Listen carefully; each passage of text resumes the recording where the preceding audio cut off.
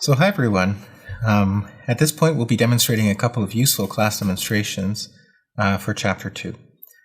And the first one that I'd like to talk about is the birth process. So very briefly, in these simple class demonstrations that are on the Google Colab, same Google Colab we used earlier, we import a couple packages. Numerical Python is a good one. The plotting package is another good one. And since we're going to be looking at a birth process, remember, the transition probability matrix is not that complicated because we know that whenever something happens, we add a new member.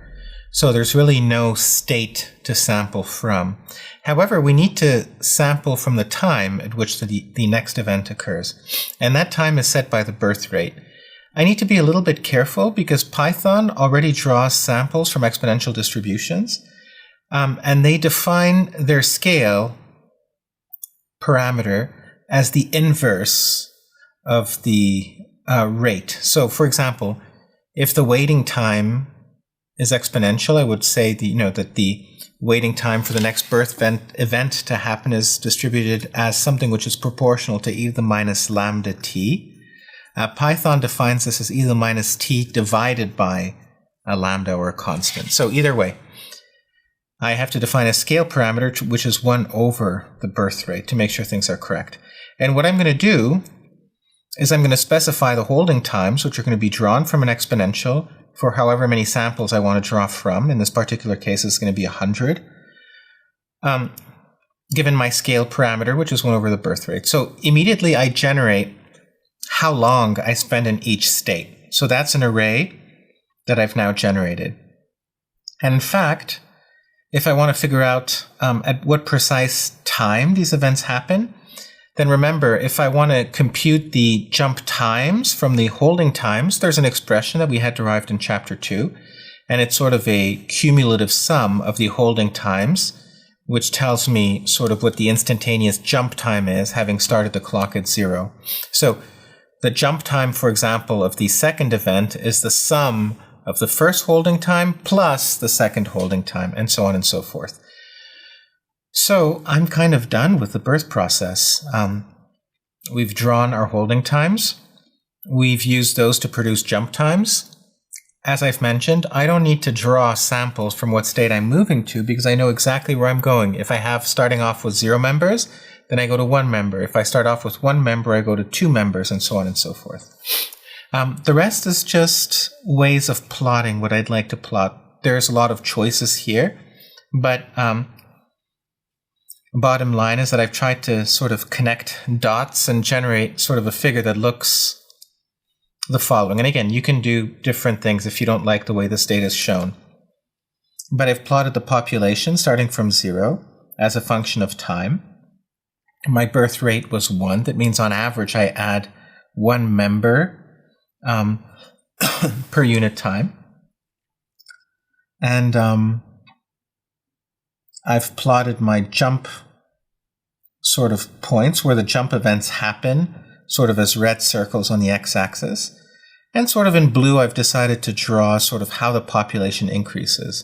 If we notice, there are some regions where we have to wait a little bit longer for the next member to be added to the group. And remember, we're drawing these arrival times in some sense from an exponential distribution. Some events happen right away, and other events take just a little bit longer, and you can spend a longer amount of time. So it's kind of maybe a little bit hard to see from here. So let me go ahead and reduce the number of samples to see things explicitly. If I were to rerun this with just 10 events, it's currently computing. Right. I end up with 10 members, which is exactly what I expect. On average, it took a little less than 10 seconds, but that's because, again, the events are random. Some events happen very quickly. Other events take a little bit longer. So let's go back and do it for 100 again. Recompile. The pattern is a little bit different, but on average, it took on average about 100 seconds to get to 100 events. And because the events are, again, on average 1 per second. So this is really simple. That was the birth process. Let's look at the next one. The next one is the death process. It's going to be almost as simple, but not quite. We've alluded to the fact that if you have a lot of members, and each one of them has some decay rate, lambda sub d, that we anticipate to see a lot of decays initially because, all of these events are competing against one another. But eventually, as the number of members in the group start dwindling down, then the density of events per unit time should decrease. So let's make sure that when we simulate the death process, it actually matches that expectation. So just as before, I upload my requisite packages. I have to start off with initial population here. If I start off from 0, it's not very interesting. Nothing will happen. So I started off with 30 members, and I'm going to assume that on average, there's one event that happens per second. Again, there's this notion of scale parameter versus death rate, so they're inversely related. And in order to keep track of what my instantaneous rate is, remember the death rate is number of active members multiplied by lambda d.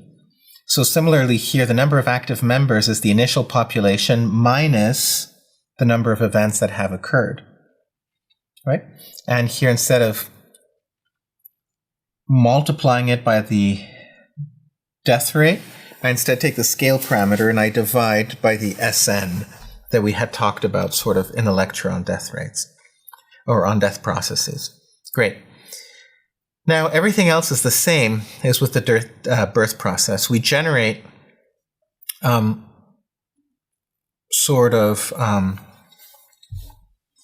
holding times at which these events will happen.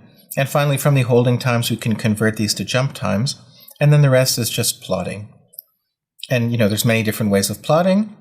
I've chosen to plot it consistently with the way I've plotted it earlier. So I have various jump points, which are all these points here, and the piecewise sort of decay of my population. Every time an event happens, I lose one member. So there's, the population only goes one way. And I finally decay sort of back down to 0. If I notice what I had originally advertised, I see happening. A lot of events are happening initially. Eventually, the density of events decreases. And finally, the holding times get longer and longer, because there are fewer members sort of competing at that point. There may only be a dwindling number of members left, and the holding times progressively get longer and longer. I should also add the fact that in case there's, in particular in this case, both for the death process and the birth process, I generated sort of these piecewise functions in order to be able to generate the figures that you see below. In case there's any of this which doesn't make sense, I would honestly recommend just copy-pasting chunks of code into GPT and asking it to reinterpret that for you, sort of line by line or even symbol by symbol if you feel like it, if you feel like you need it. So that's just, to make sure that you understand sort of why it is that I've plotted, or why it is that I've done what I've done here, in case you want to generate this figure. The final process I will be looking at in the collab for Chapter 2 will be the birth-death process. Now, there's a couple of more examples that we look at.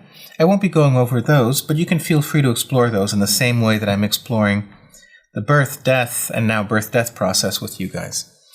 Now, the birth-death process is clearly the most interesting, because at that point now, the state that you go to is a stochastic sort of, it's a random variable. So if you start off with 0 members, then the first step is not stochastic.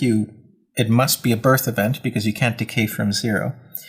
But by the time you have 1 member, then one of 2 things can happen. You can either generate a new member, or the only existing member can decay.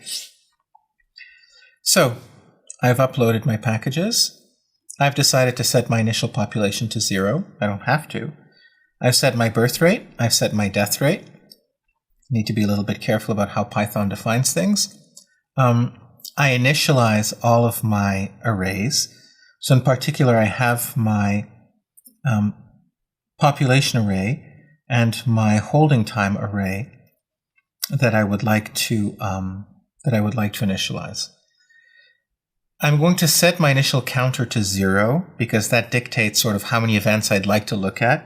Now, this is not like a death process where, if you start off with 30 members, after 30 death events, you're done. In this particular case, you have birth and death, so an event can go on forever. So you do, just like with the birth process, need to specify how many samples you want to look at. I initially set my counter to 0. I'm going to start incrementing that. And finally, I have my current population set to my initial population. Now, as I run my while loop, I'm going to decide how that current population changes. If I add a member, then my current population will be, at least at my first iteration of my while loop, my current population will be initial population plus 1. And if I remove a member, my current population will be initial population minus 1. Now, as I progress, I keep on updating the current population. And actually, we can see that here sort of outside the, here.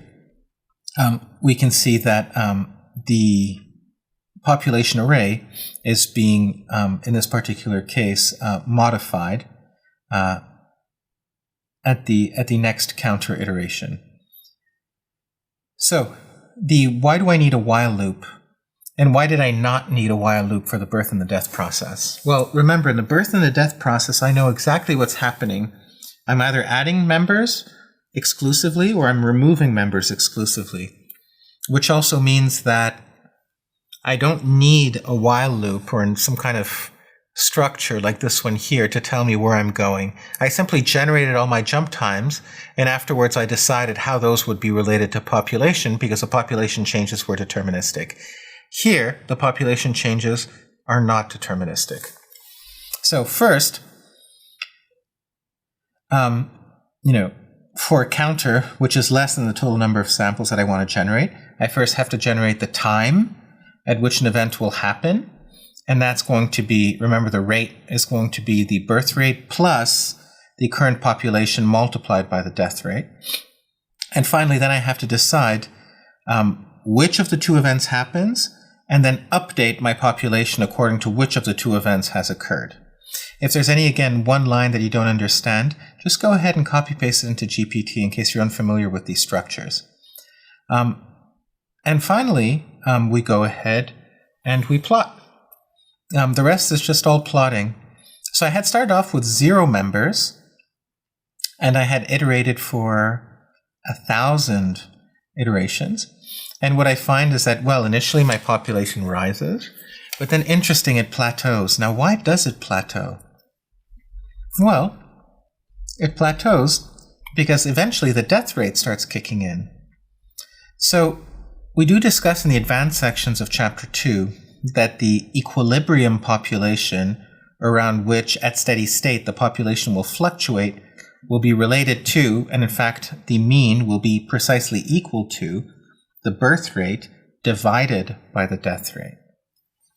And in fact, if we look at here, the birth rate is 30, the death rate is 1.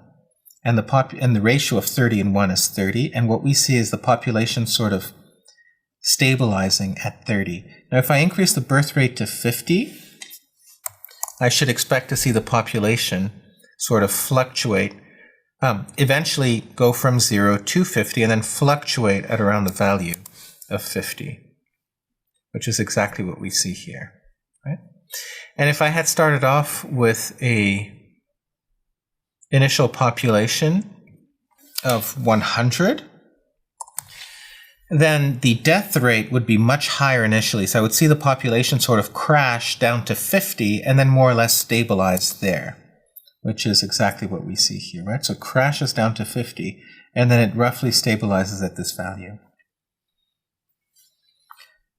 Before I end with this demonstration of Chapter 2, I think it's worth highlighting kind of an important sort of conceptual point, is that these fluctuations in population actually encode sort of the individual birth rate and death rate. So if I were to sort of look at where the population stabilizes, which is 50, this is what a lot of people do in modeling. That tells me sort of what the ratio of the birth and death rate are. But it does not independently tell me what the birth rate and the death rate are. In order to independently evaluate those, I would need to consider sort of all of these fluctuations here, and those tell me individually about what the birth and death rate are. Another important thing, the time that I spend in each one of these holding times, and remember I have a lot of them here, my samples are 1,000, are distributed according to different exponential distributions because you have a different number of members. So if you have 50 members, your holding time in that state is going to be different than if you have 51 members or if you have 49 members in your population. So when we fluctuate up, then eventually death rates kick in and we kind of quickly decay. So this is kind of what we're seeing here, is that all of these fluctuations tell us something about the birth and death rate. Now you're going to ask me, well, okay, great. They tell me about that, but how do I go about estimating those? Well, in order to do that, we need to write down sort of a likelihood of having observed that particular trajectory given the birth and the death rate, and that goes a little bit beyond the scope of Chapter 2. We will turn to problems like the one that I've just mentioned, but this comes later, sort of in later chapters as we start developing sort of likelihoods for more complicated examples. If we continue down in Chapter 2, we'll see, and I won't go through it here, but we see sort of a simple simulation of a random walk. And finally, we talk about sort of transition probabilities of point mass systems. We've kind of evolved Newton's equations. And that sort of summarizes the demonstrations for Chapter 2. Thank you.